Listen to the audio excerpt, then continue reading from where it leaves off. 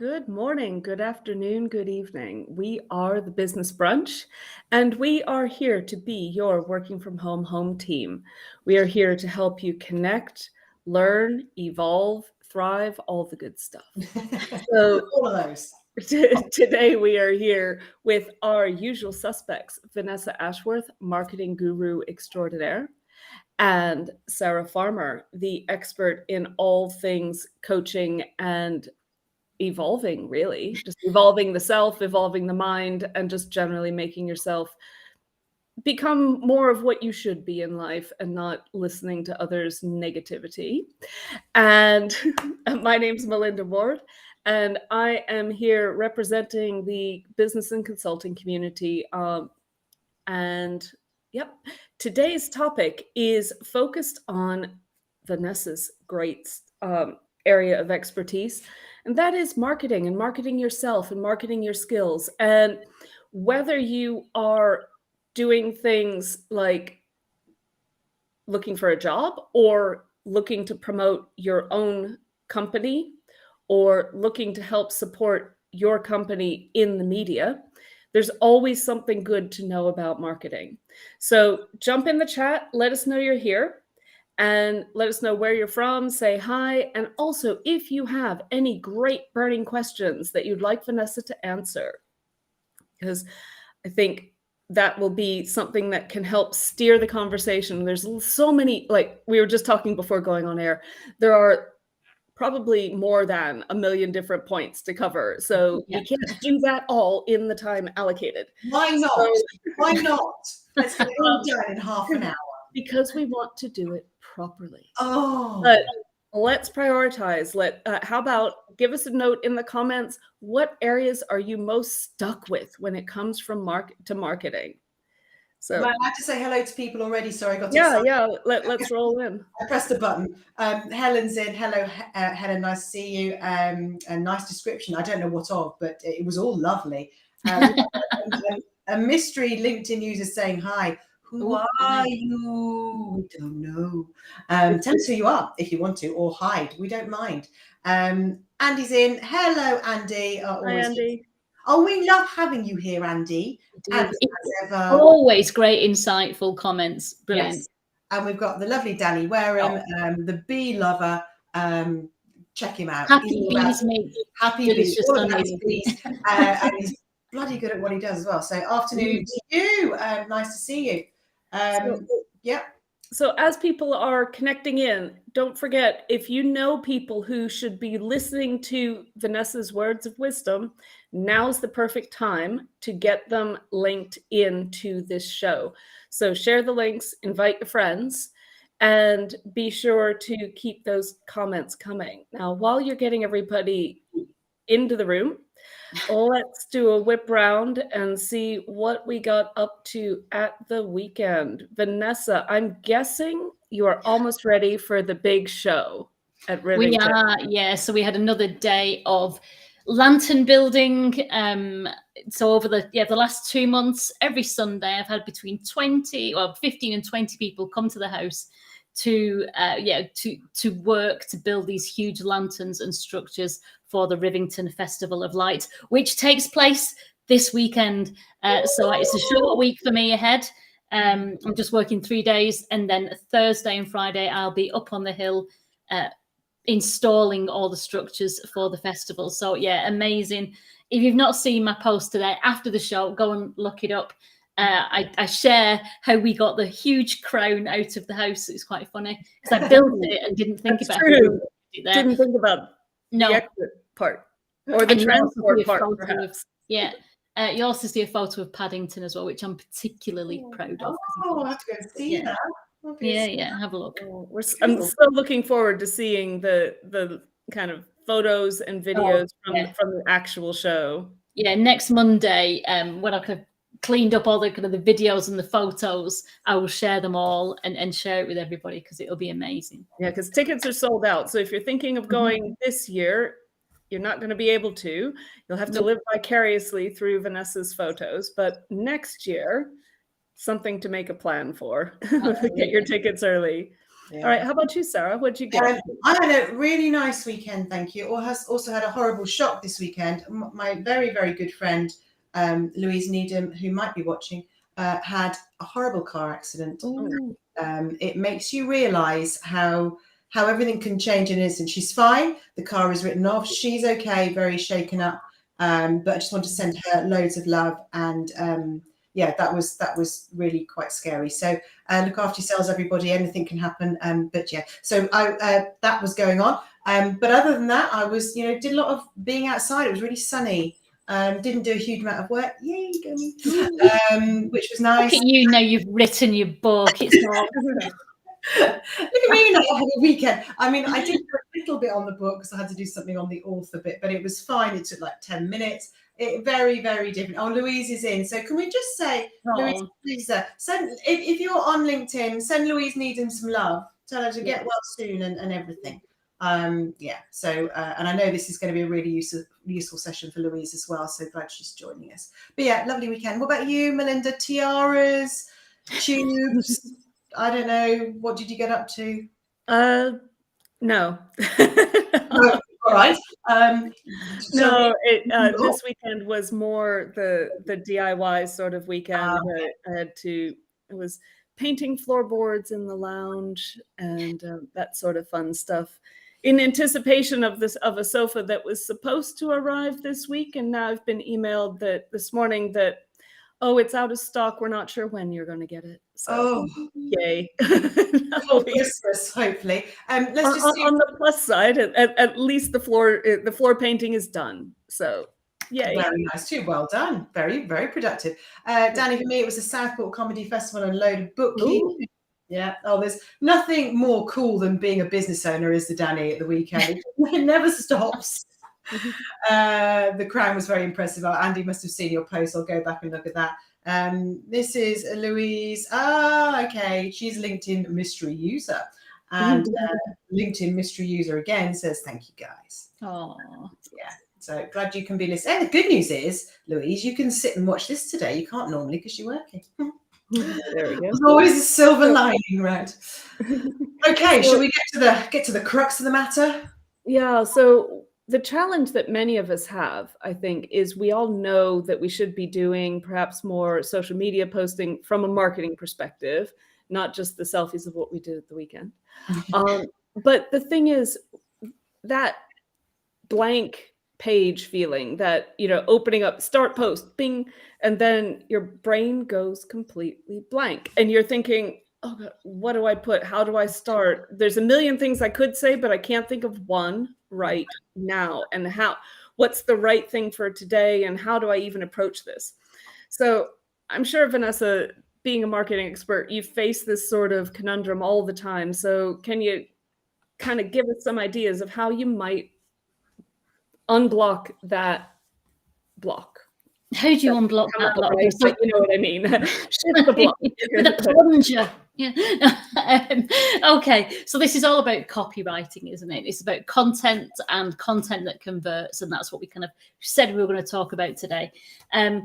So I'm going to look at kind of, I suppose, three different parts of this. I'm trying to get you. Oh, don't know. Oh, that's fine. No bigger. Don't make me bigger. See the wrinkles.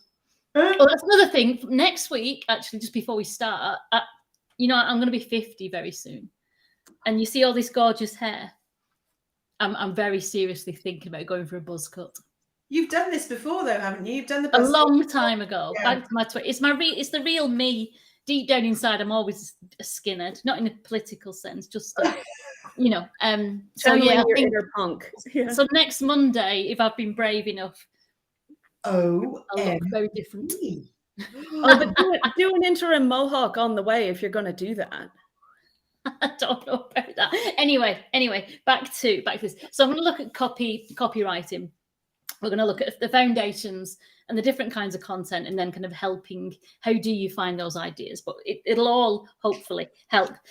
Just before we start, if copywriting is something you are serious about and something that you're serious about improving, then somebody who I follow on LinkedIn, Claire Parsons, has just launched an online copywriting course. So that's a paid for thing, but she's been working on it for over 2 years. I do follow her. I do rate her. I think she's brilliant.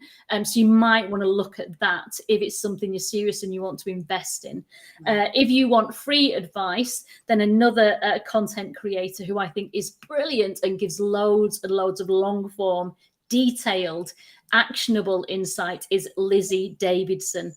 She's based in New Zealand. She's Scot originally, but now a Kiwi. But Lizzie Davidson, so follow her on LinkedIn. She's always giving some great advice about copywriting and marketing yourself and your business. So there you go. Yourself. There's this woman we know called Vanessa Ashworth who puts out great information and marketing tools and tips and tricks and great insights. Maybe, yeah. So anyway, yeah. So follow us all, obviously. Okay. So the first rule to help you find what to talk about is to know who you're writing to. Your ideal client avatar. Who is the person who you're trying to attract? Once you've got if you've already got a customer, if you've got customers already, then think of somebody who you really enjoy working with, who it's good to do business with, and make that person your ideal client avatar. And that person then becomes your North Star. I know in the blurb for the write-up, we said, how personal should you get? How vulnerable should you be? This person is your North Star. Would that person rate that content? Would they admire you for it? Would they want to buy you more for that? And because this is who you are, this is the businesses you serve. So that is your North Star to guide all your content. So think about your North Star. Think about where they are in the customer journey as well. So if you're just starting out and no one knows who you are and your ideal client knows who you are, then you're looking for the more kind of short, sharp, attract, get attention. If they're further on in the funnel, or you're nurturing them with your content, it might be email and not just LinkedIn and things like that, then they might be more interested in that long form content, getting into the depths of things as well. So think about who your client is, where they are in the buying journey. So if you don't know what I'm talking about here at this point, we did a whole business brunch about how to find your ideal client avatar and how to kind of build up that persona. We also did a business brunch all about the customer journey. And the next thing that you need to know as well is knowing your value proposition. So what is it that you do for your customers? Why do they come to you? Why do you exist to them? There's another business brunch all about how to find your value proposition. So once you know those things, it becomes much more easy to create content. Can I just ask you a question? With the value proposition, then this isn't just your product, though; it's your why as well, isn't it? So your value, as well as the value you're bringing with the product or service. Is that right? Yeah, I mean, because obviously when we're posting on LinkedIn, it's not always going to be buy from me, buy from me, buy from me. Yeah. It's the the like me, know me, trust me, and you've got to kind of hit people on different levels so that they come to you and ask you that they want to buy from you. So absolutely having your own values to guide you in what to write is also really important as well. Don't go with the flow. Don't go with what's fashionable. If being controversial isn't you, don't do it just for the hits. Stay true to who you are. And so your ideal client should guide you and be your North Star, as should your own values. Absolutely. But yeah, think about, as we've said before, what you want to be known for. What you want to be known for. And I was going to talk about this a bit later on, but write down what you want to be known for. Pick your niche and then write down on a piece of paper absolutely everything about that. And that kind of gives you quite a content library to go at. But these foundational rules again. So it's know who you're writing for, your ideal client, know your value proposition, and then establish your objectives. So with the actual piece that you're going to curate, your LinkedIn post, really be really clear on what your objective is. Do you want people to buy from you? Do you want people to contact you? Do you want people to leave a comment? Be really clear. But it's not just about that. What do you want them to believe about you? We've talked again, I did a whole piece on every time you're in contact with your customer in whatever way, just as I'm with you now, so you at home or in the office watching this, you will already have a preconceived perception of me. At the end of this show, or for however long you watch, that perception will change for the better or the worse. So when you start to write, think about, what do you want that perception to be? What part of that belief, what do you want them to believe about you? What do you want them to grow? Do you want them to think you're more innovative, that you're the person to go to for this thing? Whatever it is, what do you want them to believe? So what do you want them to believe? What do you want them to feel? Is an important one. You know, do you want them to feel that they trust you? Do you want to impress them? Do you want them to make them laugh? You know, what is it? And then obviously, what do you want them to do? That call to action. Make sure that whatever content you're creating, there's a call to action there. Otherwise, you're kind of throwing words into the wind, and nothing's going to happen. What's interesting about all those points too is, even for anyone who's listening and thinking, oh, well, you know, I'm not really looking to sell product or service, but I am looking to find a new job. And all of these points are exactly applicable when the customer is your next employer. Absolutely. Because you also want them to like, know, and trust you. You also want them to see you coming to the table from a position of credibility and what you can offer. So, you know, do think about sharing this content with any of your friends and contacts who might be looking for a job as well. This doesn't just apply to business to business or business to consumer marketing. This also applies to job seekers. Absolutely. Yeah. Your ideal client is your hiring manager. Absolutely. Exactly. Yeah. Can I just say hello to a few people that have popped in. Amechi's in. Hi, Amechi. Nice to see you back. He's in Wellingborough. Andy sent a nice message to Louise. Glad you're okay. Oh, we had a crash as well. Oh my goodness. Glad you're both okay. And Andy thinks you're going to rock a buzz cut. Thanks, Andy. That's very kind. Let's see. And hey, Kimberly's in the house. Hi, Kimberly. Nice to see you back. And love the Avatar podcast. Good. And if you want to get hold of any of these, you can get them on. I've got a YouTube channel where they're all stored. Vanessa's got a YouTube channel where they're all stored. Have you got a YouTube channel, Melinda, where they're all stored? No, they're all on my LinkedIn feed. They're all on a LinkedIn feed, so you can find it. But if you want to find something in particular, we need to put a directory together. Actually, let's get on with that. There we go. That's an idea. Something else we do and haven't got time for. And Danny says, I heard a great analogy that without the call to action, posting is like shouting into a room of strangers. That's great. That's really accurate. Yeah. And actually, you look at so many of them and think, what do you do? What do you actually do? And then you feel more, then you just forget the person. So yes, very good. Absolutely. So there we go. So that's the foundations, really, isn't it? So it's know who you're writing for, know your value proposition, know your objectives, establish your objectives. And then whatever you are writing, the first line is always the most important. It's you've got to do something to stop the scroll. Because that's what we're all looking for, isn't it? Because how do you attract that attention?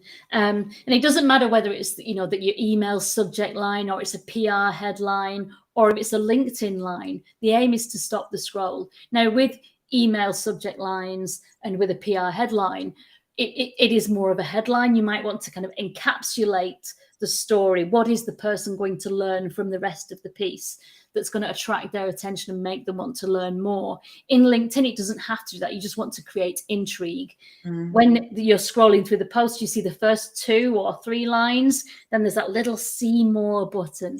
And that's what you're aiming for. So you've got to create intrigue. And with any kind of copywriting, basically every line has got to intrigue the person so much that they want to read the next line and then want to read the next line. And I suppose the shortest form possible to get to the objective, unless, of course, you're writing a novel, and then it doesn't matter about short, it's just about taking someone on that journey and keeping them intrigued, the page turner. So there you go. So, and then what I want to, so it's about intrigue and right, obviously, to achieve their objectives, to take them on that journey, and don't forget the CTA and add some urgency. Buy now, contact me now. What did comment now? And in LinkedIn, the easiest way to get a comment is to ask a question, not agree. You don't see that much anymore, do you? When people used to write a post and then put agree at the bottom. I thought that was so lazy. And what I also find is that the more followers you've got, obviously the easier it gets, because it just gets pumped. And these people are now just putting one word and going agree. You're like, where's your content gone? Why you're not? And everyone's like, oh yeah, I love you, I agree. All right, I'm jealous. I want 200,000 followers. All right, I'm jealous. I'll admit it. But it does seem a little. Like, when do we go from giving decent content to just going, putting a one word up and wanting everyone to love us? Yeah. I guess that's another show altogether. Can I just ask you this question? My horse. It's a pleasure. Nice to have you on board, Shafiq. But there was also one from, where's it gone? No, that's not what I want. So we also, Shafiq, there you go. Is that the one you want? Yeah. We want to discuss content accessibility and usability as well, please. I don't know if you're covering that today or whether it's been done in the past or... A little bit, yeah. But maybe if there's something specific that we don't go into, you could kind of embellish and ask me more what you mean. But we will do a little bit about formatting as well, to make it more accessible and usable. Usable, especially, actually. So okay, we'll do that. So that's the kind of the foundation bit. Then there are different types of content, and you can put them into two boxes, basically. There's education and there's entertainment. Now, the most compelling content would be to tell a story, especially on LinkedIn. Telling a story creates the intrigue. We want to find out what happens next. We can't, if you start to tell a story, you can't leave us with a question. So you could start with something really dull, like, on the school run this morning, 3 really strange things happened to me. Sorry, I'm turning into a frog. There is nothing more boring than a school run. But if I started a post with, on the school run, 3 really weird things happened to me, you'd be left with that question, what weird things? And you'd have to press see more, because we hate it, don't we, as humans? We can't handle those gaps in our knowledge. We know there's something there that we don't know. So telling a story gets the intrigue. Also, telling a story creates authenticity. It builds that trust because it's your story. It's not trying to sell. It's not pushing information. It's telling a story. It draws us in. It brings us a little bit more closer to you. And we all love stories, don't we? And they're great. We all learn from stories as well. So a story can be educational and entertainment, but it has that intrigue and it has the emotion as well. It gets somebody kind of involved with you. And that's what we want to kind of evoke, isn't it? We want to get an emotion. So tell a story, which can be education and entertainment. The second kind of post is the education part. It's the value, giving something. And I know some people think, why should I give away my knowledge for free? You know, if I give away what I know, then why will they come to me for that business? Why would they hire me? And the fact is, by giving people that knowledge, you're showing that you're a thought leader and you're showing that you really know your stuff. And you might think that then they could go away and use that as their own. A few people might. But what it really does is, most people are busy. And if they're not experts in that, they'll want to hire an expert to do that for them. And if you've proved yourself by sharing that content and sharing how, you're the thought leader in that. They'll have no question. Well, she knows her stuff. He knows his stuff. I'll have a word with them. Let's get them in to do it. So that's why sharing knowledge really helps. And people like you for it. And they will comment and they will share you with their network as well. So education. If you're worrying about giving out your content, one of the biggest things I've heard is, well, if I, like you say, if I share that, someone else will use it. But actually, a lot of it is underpinned by, I don't think I'm good enough to add even more value. You don't realize how much more value you're adding. It's not just what you know, it's how you help them use what you know. So, you know, our mindset has to be slightly different. Can I just pop up a little quote here from from Danny or a thought? Agree. I think we're talking about if you've got 100,000 followers, yada yada. Absolutely. There's some other noises such as line structure, 2 times carriage returns for each line. Makes me feel like the writer has asthma. So it's leaving the white space between, just so people can read it. But yeah, good points. But we'll talk about that as well a little bit, because I think you're absolutely right. Some people take it to the extreme. So there's education and there's entertainment.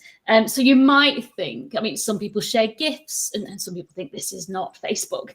But if your ideal client avatar will love the entertainment, sharing pictures of your dog, sharing what you do at the weekend, sharing pictures of nature. It doesn't have to be all about business and giving value. If you're bringing a smile to somebody's face, if you're evoking an emotion by showing your dog, it counts. Again, it's that authenticity. It's letting people get closer to you and to trust you and to get to know you more. So don't worry about things like that. And finding that balance as well, isn't it? Because like different platforms obviously have different expectations around them. But I've seen some kind of ratios or suggestions on LinkedIn saying, like a certain percentage of your post can be more of a personal angle, but you don't want the whole thing, your whole feed to be personal. But mixing it up actually keeps people engaged more than to just do, business. And if you're doing like every, once or twice a month doing a more personal post, that can really be like, oh, that gives us that likability, that trust factor that, this makes this person real. They're not just a content robot. Yeah. Absolutely. It's that, isn't it? People do business with people. We all have home lives. We all have other interests, and adding a richer color to who you are, apart from your professional knowledge and what you do, is important. Andy's just said there's so much to compelling content. Very useful to have such a clear breakdown. Thank you, Vanessa.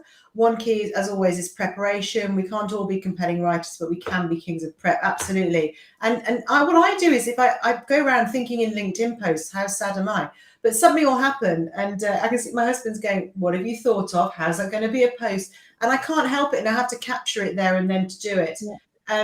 Thanks, Andy. But also just want to say, Susie's just said, I can't see anyone else's comments. Don't panic. We are streaming from 20 million different feeds. That's an exaggeration. There's about 13 different feeds. So it might be that the comments are happening elsewhere. That's all. But we can see them all. So don't panic. But just don't. You're not alone, Susie. We're all here with you. And don't forget to hit send, said Andy. And Sarah says, I find it hard to give tips about my profession, other than to my colleagues who are okay. That's mindset, Susie. Give me a call, my dear. But maybe I can help with what we're going to talk about. So education and entertainment. So tell stories, share your knowledge, share something more about you. But also, and this is key, and you hinted at it before, Sarah, don't forget to tell people what you do and how you can help. There's so many people who post on LinkedIn, and we know them. We kind of become part of that community. But you think, I have no idea what that person does, why they're here, or what they're offering, or how I could use them. So don't forget also to tell people what you're here for, what you want to achieve, because that's really important as well. Oh, next page, onwards. So we've looked at foundations, we've looked at kind of different kinds of content. So let's look at how to write. And this is something that Danny was talking about in the formatting. But first of all, talk to a singular person. You're not talking to a football stadium. You're talking to your ideal client. And also, you're not talking about me, I, and we. You see this on web pages loads, where companies talk about what we do, we this, we are fabulous, we are leaders, we yawn. No one cares. Think about that value proposition. Think about the benefits that you bring to that person, because that's all they're interested in, really. No one gives a damn about you. So talk to a singular person. The second thing is, and it's less important on social, but check your grammar. We're all of us, whether we like it or not, we're all secret grammar police. And so if you've got a great story, but then you've used the wrong your or their, it can detract from the message because we get hung up on that word that sits out of like, it's jarring. yeah, it doesn't matter so much on social because we use our phones and we write something quickly. It doesn't have to be perfect. And, you know, there are different people who have different struggles with dyslexia or whatever. And it doesn't matter because if the story's good, we'll read it. But if you can, just check your grammar to stop it detracting from that message. And then check your language. And this was a little bit about usability and accessibility. If somebody has to think too hard about what you're writing because you've used overcomplicated language and really complicated sentence structures, and you've thrown in all the industry jargon and the acronyms that you can think of, you've excluded probably 95% of the readers. So make your language accessible. So don't use words like leverage or leverage. Use and try and kind of take out all those really long words and make it simple. Chop up those sentence structures to make it short and snappy. Break up paragraphs to make it easier to read, to digest. Use bullet points. Use bold. Use italics. Or maybe not italics so much, but break it up and make it easy to digest, and don't use acronyms if you can really avoid it. Because if we have to go off to Google to find out what the acronym means, you've lost us already. So yeah, concise, clear, and digestible. Now, some people will say that they want to use jargon and they want to use big, long, clever words because they want to show themselves as a thought leader. And whilst that's true, the message is more important. And if the long language and the jargon and the acronyms are losing your reader's comprehension of that message, then you've lost them. So go for clarity first. Think about the intent behind that. The intent is I want to show off versus I want to help somebody. Your intent is all wrong. Sorry to just cut in quickly, but I want to say hello to David. Hello, David. Thank you for joining us. Yeah, another thing too with jargon and highly industry specific terms is thinking of accessibility. If people are using screen readers can't cope with those terms. So visually impaired people then all of a sudden will be highly confused by your message, which could be very helpful to them. So clear language, concise language is never a bad thing. And truth of the matter is, we're all busy. Everybody is busy. And nobody wants extra work, right? So if your message is too difficult to digest, people are just going to scroll. They're going to get bored and scroll on. So short and sweet and concise is always, going to serve you well, isn't it? Yeah.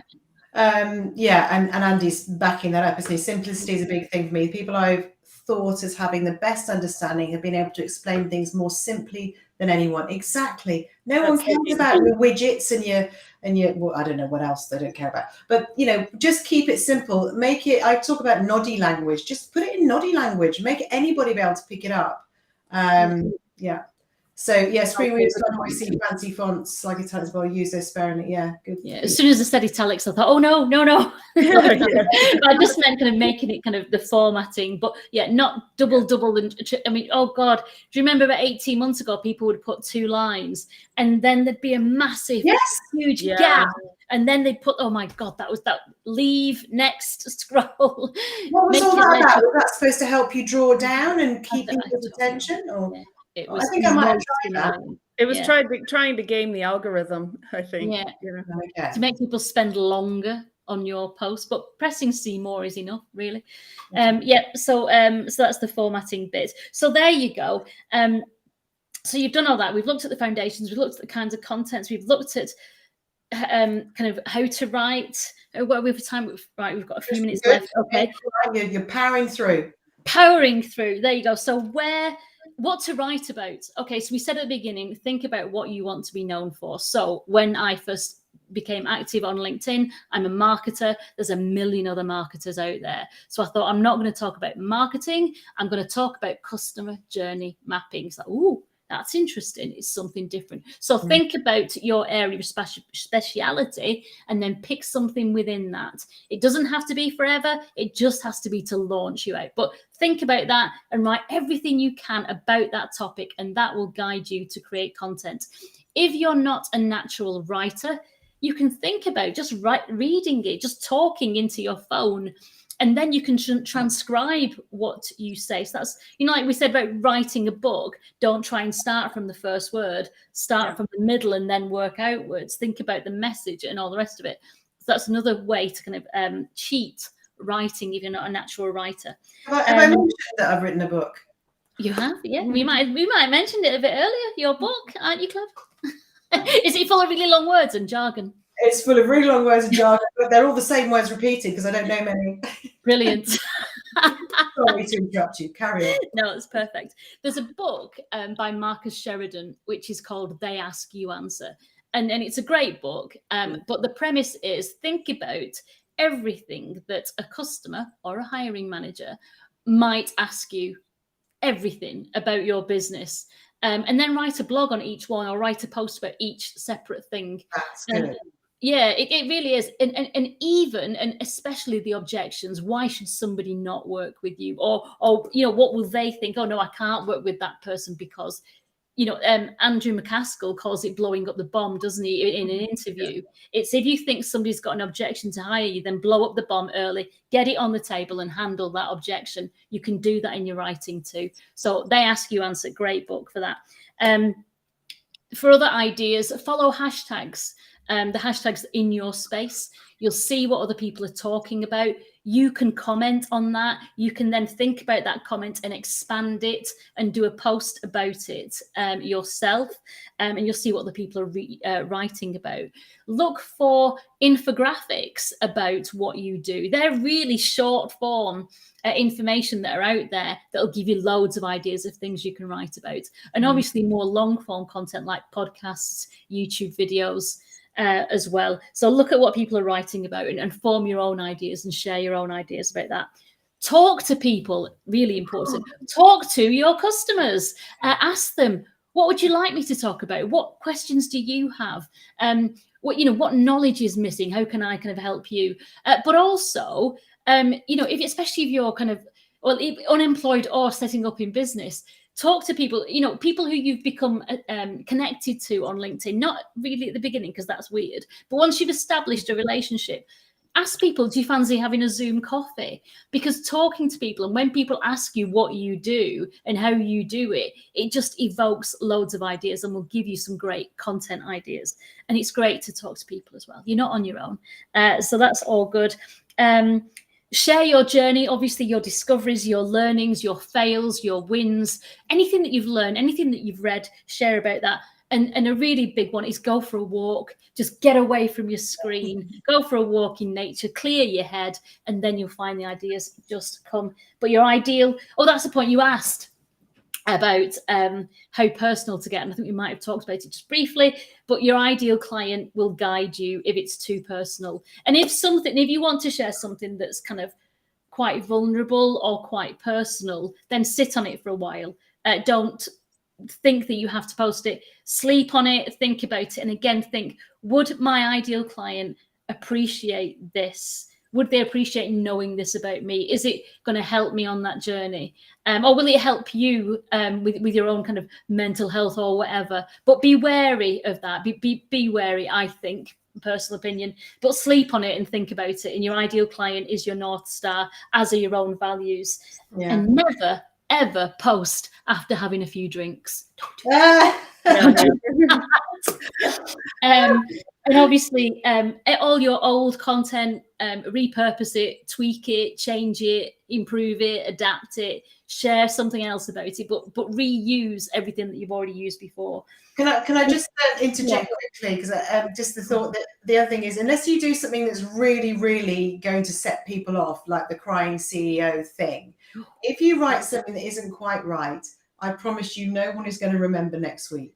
It's a drop in the ocean. So I know people are put off writing because they're worried it might be wrong. No one actually really cares. I'll just scroll past and think that was rubbish and move on, unless it's something very meaty. Yeah, that goes wild. But remember also, I mean, a good point. You know, tomorrow's chip paper kind of thing. You can delete posts. I mean, it doesn't mean they're on the internet; they'll be there forever somewhere. But you can delete posts after. You know, if you kind of think, actually, I regret posting that, go back and delete it. That's all right.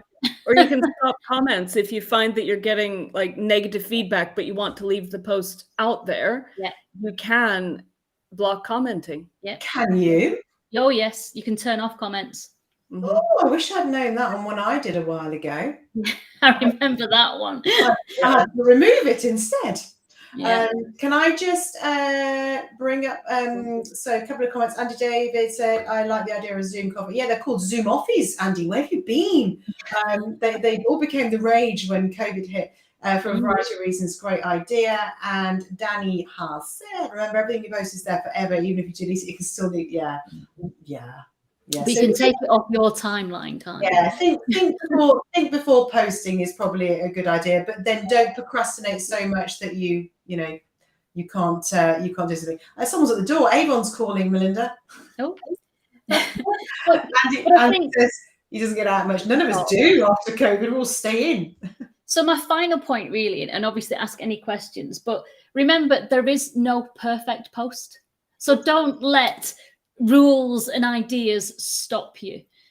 Just post, just write, and you will learn what people react to as well, and that guides future posts. So the best thing to do is just start writing.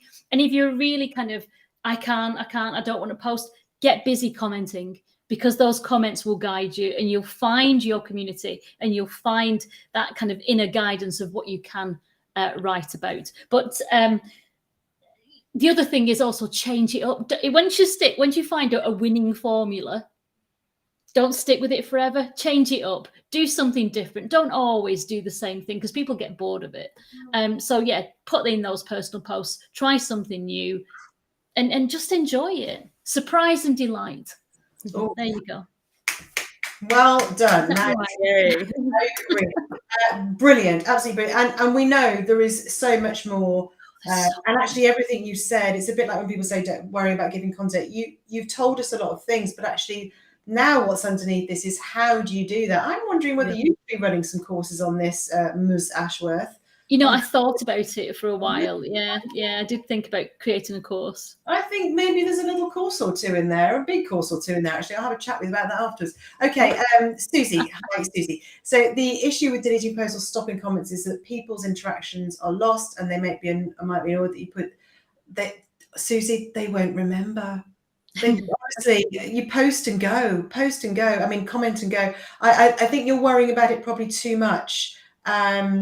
If someone is that bothered, I'd be amazed. But yeah, I wouldn't worry. I wouldn't overthink it. And it's for extreme circumstances. So if you're getting trolled or something like that, then it's worth considering. Yeah. But it's not something that you do just idly, let's say. It's having been on the receiving end of trolling, it's quite horrible, but you just want to get rid of those out of your life, because you don't need them in there. As well as commenting, you can repost others' posts, but add your thoughts and comments. Yes, repost them. Yes, I've seen so much of that. Tell them where it's come from, say why you're interested. It's fabulous. Brilliant content, Vanessa. Yes, it was. A lot of information packed in there, so much gold. Lisa's in. Hello, Lisa. Giving content away for free will give you credibility in your field. It so will. And Susie says, I'm a bit of an overthinker. I love you, Susie. Oh, yeah. You're saying what other people are thinking. It's really important to get it out there. But the truth is that we do worry so much about stuff that actually, honestly, I don't know. I can't remember what I posted last week. No. Let alone who commented. I doubt if anyone else can either.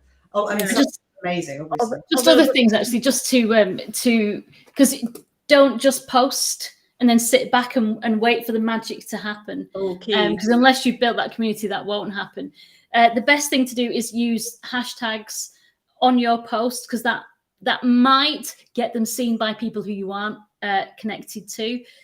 So think about kind of 3 to 5 hashtags to help boost your content in your field.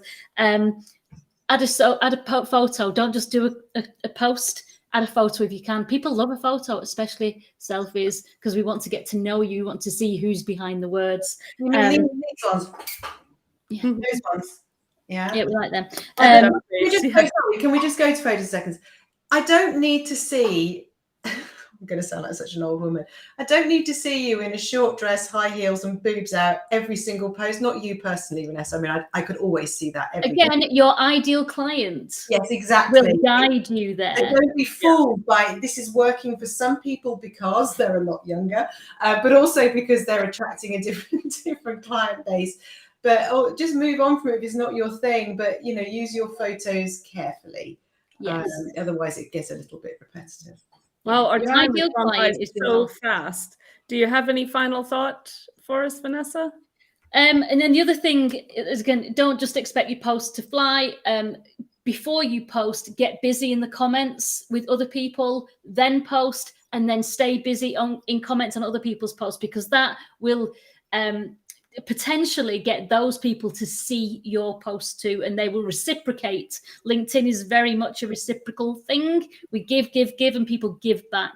And obviously it's getting people's comments on your post that will make them more visible to their network as well. Not that necessarily is the content that converts. No. The conversion happens in the comments, in the direct messages, doesn't it, or the phone call, or Can we please all go to David Lomas's account and just see his pictures, because I'm delighted. And I bet you look fabulous, David. Including, and damn it, he's got his skirt and heels ready. Well, I hope you've shaved your legs, although who cares these days? Which thanks very much, Sarah. Vanessa Piers, I'll keep my. I think we've missed the point for today, but I love it. Vanessa, you've been amazing. Thank you so much. Thank you so much, and thank you everybody who chimed in on the comments as well. It's really nice to have you here. We'll see you all next week. Next week we have a fabulous guest whose name's just completely gone out of my head. Why has that happened to me? Mr. Priestley. There we go. Oh, brilliant. Daniel Priestley. And he's going to be talking about all things leadership, and we're going to have a great conversation with him. Join us next week as well. So nice to have a guest. We'll let you know what's coming up on that show. And Susie says thank you, and just get that one up. There we go. Not supposed to, but adding the comments. Brilliant. Thank you, everybody. We've got to go, but thanks for joining us. We'll see you all next week. Join us next week, everybody. See you next week. Bye-bye. Bye.